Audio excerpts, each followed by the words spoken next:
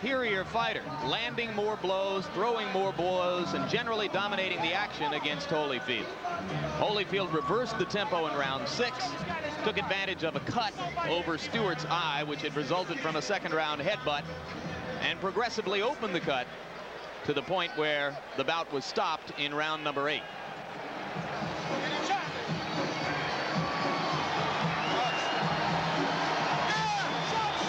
And there you hear a roar, which means that here comes Mike Tyson. It's a tribute to Tyson, incidentally, that despite what happened in Tokyo, he has filled this building with about 16,000 people. Aren't many fighters out there who can do that. Certainly no non-champions. Indeed, Mike will tell you in no uncertain terms that he's still the main man in the heavyweight division where ticket sales are concerned. He suggests that neither Holyfield nor Foreman, and certainly not Razor Ruddock, could ever dream of selling as many tickets or as many pay-per-view subscriptions for a fight as can he. Well, he's likely to be proven wrong on that when Holyfield does fight Foreman. But suffice to say, he is still a major attraction. Ringside seats here, incidentally, are just $400, a fraction of what they've been in the past for him. There are some consequences to losing. Tyson's last fight, 2 minutes and 47 seconds against Henry Tillman, the man who had beaten him twice back in the amateur ranks. In that mob surrounding Mike are all 3 of the trainers now enlisted in Team Tyson: Aaron Snowell, Richie Giacchetti, whom you'll remember from his long tour of duty with Larry Holmes, and Jay Bright. The 3 of them nestled just behind the fighter as they make their way toward the ring. It looks like a T formation with a flanker, Jim. That's right. Mike's playing quarterback. Aaron and Richie are the halfbacks, and Jay Bright is dropping back as a fullback into a sort of short punt formation at this point. Now Mike will emerge into the ring where most of the crowd will get its first look at it.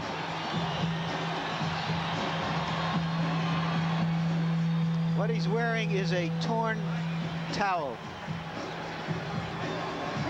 And there you see the record. 38 wins, the 1 loss to Douglas in Tokyo. This the 40th bout of Tyson's professional career. His knockout percentage with 34 KOs is high, but not the highest in the history of the sport. And there goes Angela.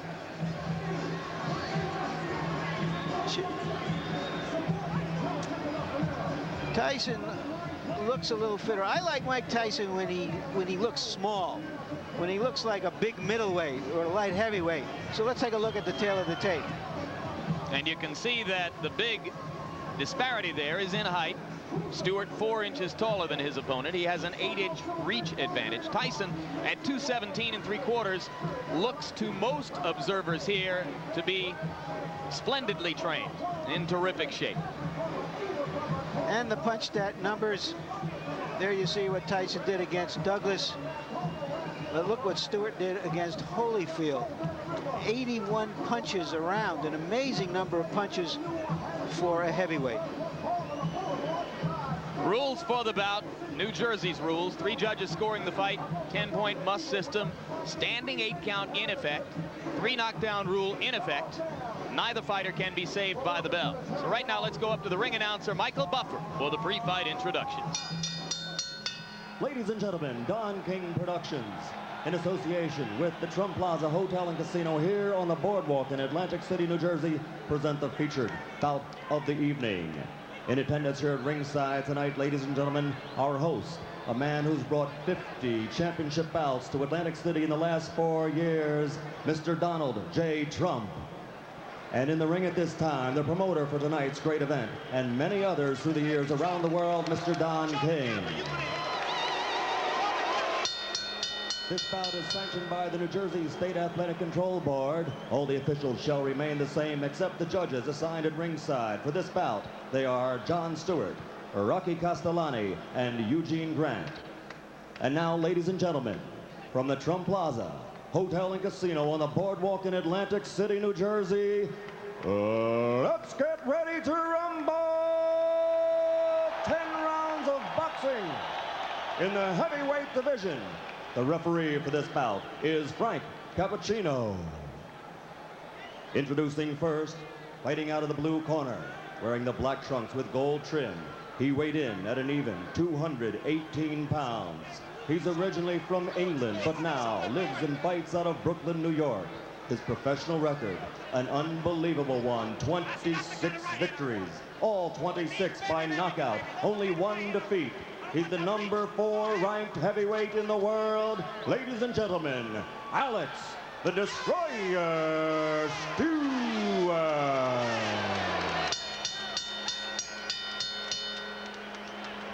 And fighting out of the red corner, wearing the solid black trunks, weighing 217 3/4 pounds, from Catskill, New York. Also an unbelievable record, 38 victories, 34 by KO, only 1 defeat. He's the number 1 ranked heavyweight in the world. Ladies and gentlemen, the former heavyweight champion of the world, Iron Mike Tyson.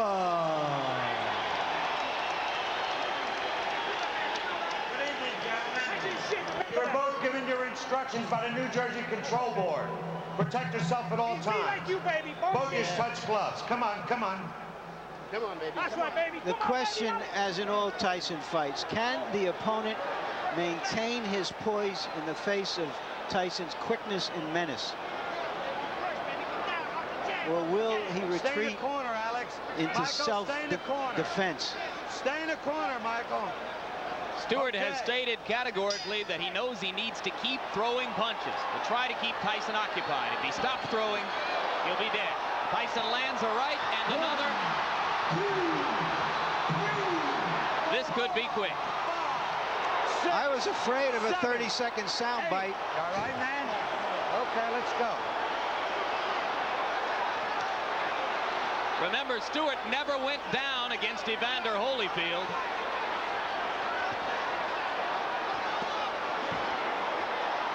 A shot to the body, another solid right hand. Stewart begins to throw as a means of trying to defend himself.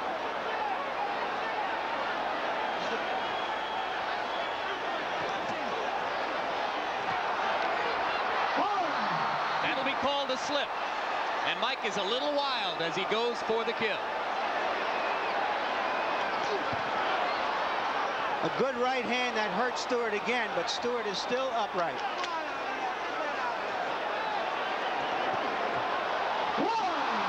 That was a flush right hand. 4, 5, 6, 7, 8, 9. He's up just at the count of 9, Jim. How you feel, man? Taking a good You look wanna is continue? Cappuccino. He's going to let him go. 3 knockdown rule is in effect. If Stewart goes down again, it's over. And Stewart has quick throwing punches. You can see how wobbly his legs are.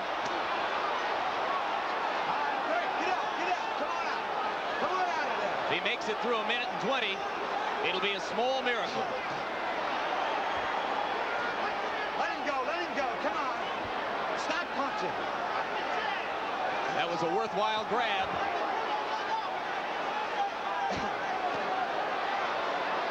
Tyson missed with a left that would have done it. He's very calculating now, Tyson. 2 more right hands land. All right, Alex, let him out, Alex. Stewart must land something, or else it's just a question of a few seconds. That'll do it. 2, 3, 4, 5, 6, They're 7. forgetting that the 3 8. knockdown rule is in effect. That's it. This fight is over. Well, Stewart said that Tyson was a mountain he had to climb. He just got knocked off that mountain. He just didn't have the style, Jim, unlike Douglas, to test the vulnerability of Tyson. Yeah, he's not nearly the technician that Douglas was when Douglas was good in Tokyo. Early in the fight, Douglas tied Tyson up. He used his jab. He survived and then determined the pace of the fight.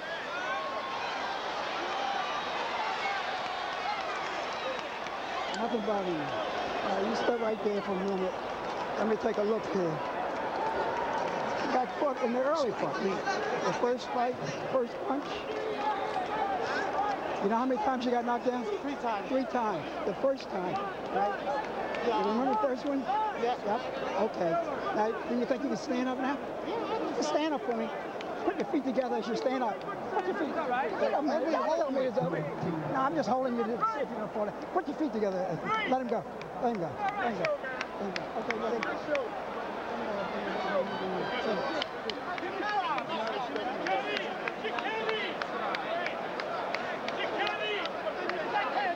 And here's the first of the 3 knockdowns. You look at Tyson moving in with controlled fury, and the right hand puts Stewart down. Stewart was able to get up at the count of 5. Now we'll take a look. Is this the first knockdown again? Yes, it is. Another angle. The winner. The right hand to the top of the head was the one that put Alex down. That knockdown occurred within the first 10 seconds of the round.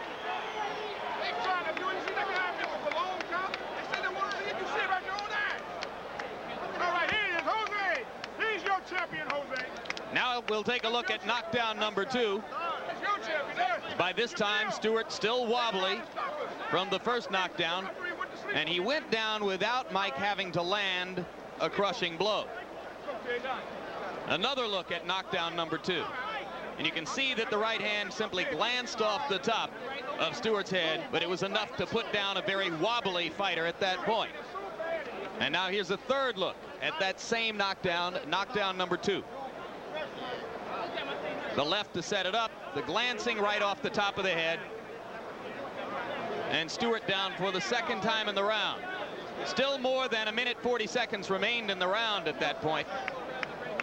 And with the 3 knockdown rule in effect, it was up to Stewart to try to stay on his feet to make it through round number 1. He was not able to do it. Here's knockdown number 3, which came at 2 minutes 27 seconds of the first round. A right and a left, and that was enough for Alex Stewart. Referee Frank Cappuccino began the count, which was academic at that point because of the 3 knockdown rule. Another look at the third knockdown. Solid left to the side of the head, but by that time it was the accumulation of punishment throughout the round which contributed to Stewart's demise. So Mike Tyson, in his 3 fights in this particular ring, his last 3 fights I should say in this particular ring, has a 91-second knockout, a 93-second knockout, and this one 147 seconds. 3 first down knockouts in his last 3 appearances here in Atlantic City for Tyson. Punch stat statistics for the 1 round in the fight. Tyson threw 46 and landed 21. Stewart given credit for having landed 4 punches. He stopped punching somewhere early in the 2nd minute of the round and simply tried to survive from that point on, with the by now obvious result. So this crowd remains on its feet, almost everyone still here in the arena as they await the official announcement. And we wait to see if well, they've gotten the official announcement. I was looking at replays, and I'm told now that the official announcement has already been made by Michael Buffer. And we wait now to see if we'll get a chance to talk with Mike Tyson about this, the 39th victory of his professional career.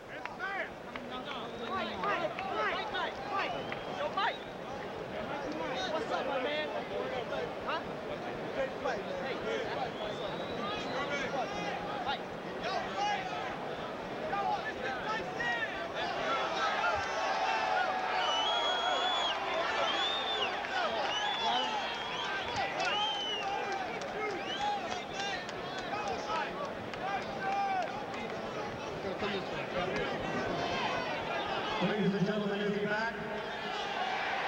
Iron Mike Tyson, 227 in the first round. And here comes Mike Tyson to join us now at ringside. Congratulations on victory number 39. You came out with fury, to say the least. Knocked him down in the first 10 seconds of the round. If I can get you to turn toward the camera a little bit, Mike, how important was it to you to score a first-round knockout tonight? Well, I mean, I knew he was a dangerous fighter once he got warmed up. And my objective, I was in great shape. He was to go in there and put the pressure on him for 10 rounds. I knew I had to break him eventually. You appear to be in sensational condition. Do you feel considerably differently now than was the case 10 months ago in Tokyo? Absolutely, because my mind is more prepared. You know, I mean, that's what basically the whole standpoint came down to, is being prepared mentally. How does your situation compare now to what most people would regard as the peak of your career when you knocked Spinks out here in 91 seconds? Well, you know, I mean, I didn't feel like it was a same shit of night tonight, because there's things that I know that I did that was mistakes. But you know what I mean? A good fight, and I'm in good shape. And I just like to thank all my fans on HBO that's been supporting me. But I just like to say this is my last fight on HBO. Is because HBO, they think that you'd rather see Holyfield than me. Thank you for supporting me. I love you all. Bye. Mike, one final question. How important at this moment is the coming arbitration with regard to the WBC championship and the possible WBC title fight with Ruddock? Well, it really don't matter, as long as I can fight for the title. I love to fight Ruddock. I want to show everybody he's not the baddest man in the world they once said he is. Would you rather fight the winner of Foreman Holyfield? Excuse me? Would you rather fight the winner of Foreman Holyfield? I would fight anyone, you know what I mean? But I'm fighting for the moment. It looks like Ruddock might be in the wings, and I'm looking forward to fighting Ruddock. Can you elaborate on why you feel you've been treated unfairly by this network, which will state that it has 2 offers on the table for you for long-term deals? I have no comment. I don't want to talk about the company know what they did. And I'd like to say hello to all my troops again that's been supporting me. I'm out of here. We've enjoyed covering you. Thank you very much. We don't negotiate on the air. Our chief executive, Seth Abraham, will have plenty to say in the future about the potential for another Mike Tyson deal at HBO. It has been our hope for the past year that we could complete one more deal to give a long-term contract to Mike Tyson and to continue to cover his fights here on HBO. But there'll be no negotiation on the air. That will take place between Don King and Seth Abraham. We're grateful that Mike was willing tonight to come and speak to us at ringside in the midst of what is, quite candidly, a frosty period between us and him and his promoter, Don King. So Mike Tyson has the 39th victory of his career, the 19th